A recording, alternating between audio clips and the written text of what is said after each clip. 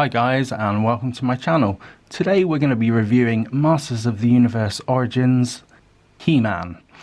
We have an international card back, guys, released in the UK via Amazon. I'm gutted, to be honest. I kind of was expecting it to be the same card back as the American release. Unfortunately, I think it's going to be just like the real Ghostbusters re-release figures all over again. As you can see, clearly this is way different. We've got no new for 20 up in the top corner. There's also no retro play modern posing. It just says includes comic in 3 different languages. Up here we've got He-Man. There's absolutely no explanation to who this guy is. No most powerful man in the universe. Now, yeah, okay, I get that it's an international product and therefore they've only got so much card space and they can't put multiple languages for every single sentence that they wish to kind of put on the packaging. If we turn to the back, guys, even more disappointing. So you could argue that this image, having no text across it, is actually better. Yeah, it's lovely to see it. I mean, you've still got this up here, but unfortunately there's no bio.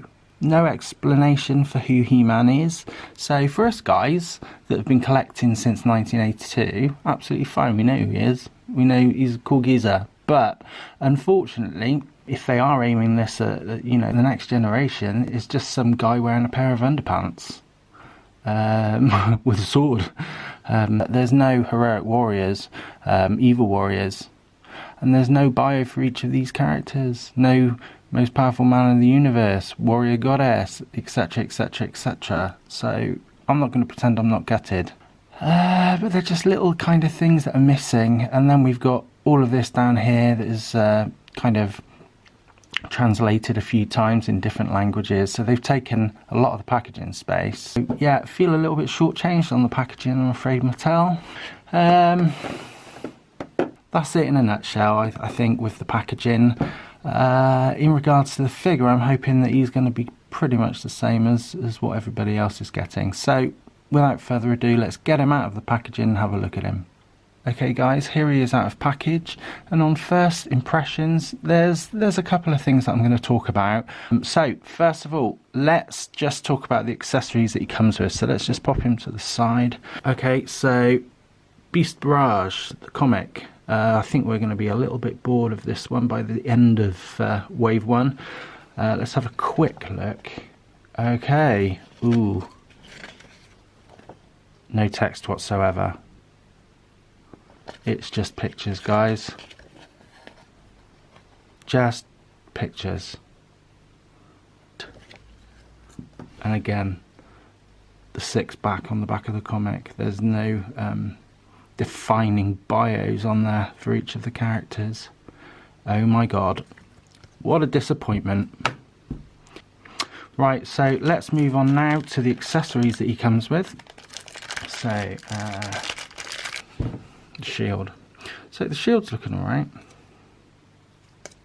Quite thin kind of plastic. Well painted though. No, I'm happy with that. Brilliant. Okay, so the axe, done in the same colour plastic as the shield. There's no silver edging. I think we all know to expect that now from this release of the figure. I know the Comic-Con 2-pack, the mini comic special edition Prince Adam.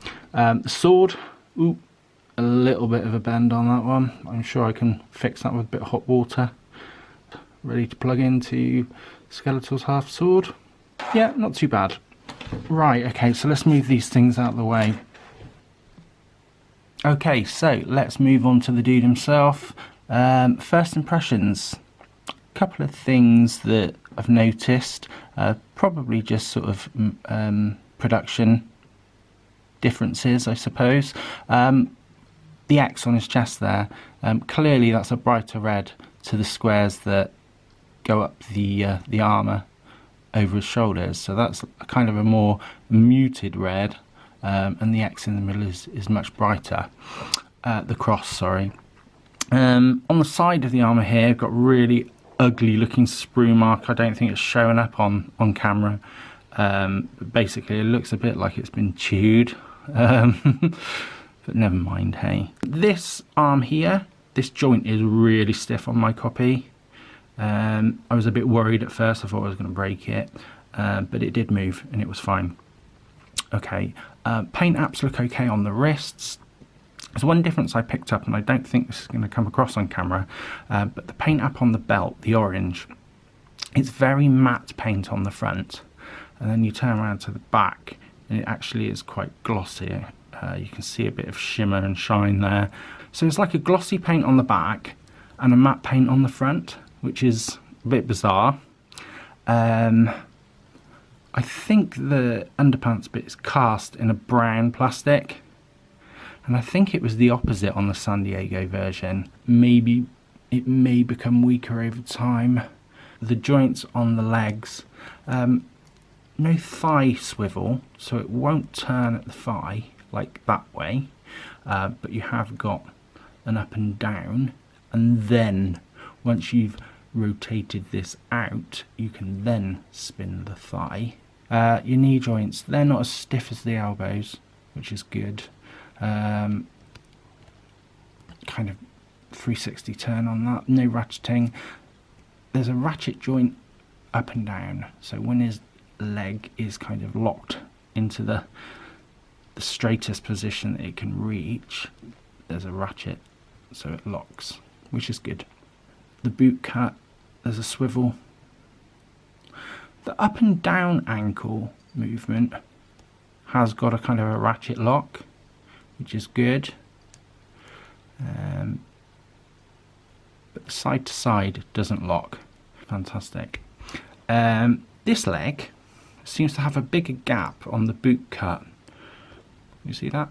So there's quite a big gap between the fur and his calf. I don't know whether a bit of hot water will kind of sort that, or whether the pegs going down into the boot have the same issue as the shoulders.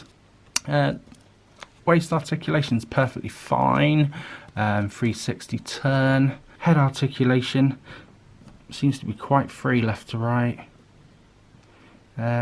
Looks down okay. Looking up, it's kind of limited, and we knew that we were going to get limitation there because of the hair. So overall, I'm quite happy with the figure. I think he's well built. He is quite solid, kind of quite reminiscent of the plastics used on the classics figures. It kind of feels very similar. I know I've mentioned a few nitpicks, but they are nitpicks, and the overall quality of the toy I'm really kind of quite pleased with. I think my biggest gripe was the international packaging. There's just not much I can say about that. I was gutted. The comic in itself, just by not having that text, that's just really unfortunate. Yeah, you can look at the pictures and you can kind of figure out what's going on, but come on guys, that is just naff. Yeah, gutted with that. Really looking forward to this product. I can't pretend that I'm not happy to have this toy line in some shape or form. I am. It's just a shame that you haven't given us that same wow factor that the release in the US would get. So I am a little bit saddened by that. So for now guys, I'm going to call that a day on this review, and I'll be back soon when I receive my next batch of Motu figures. So thank you very much for watching guys. See you soon.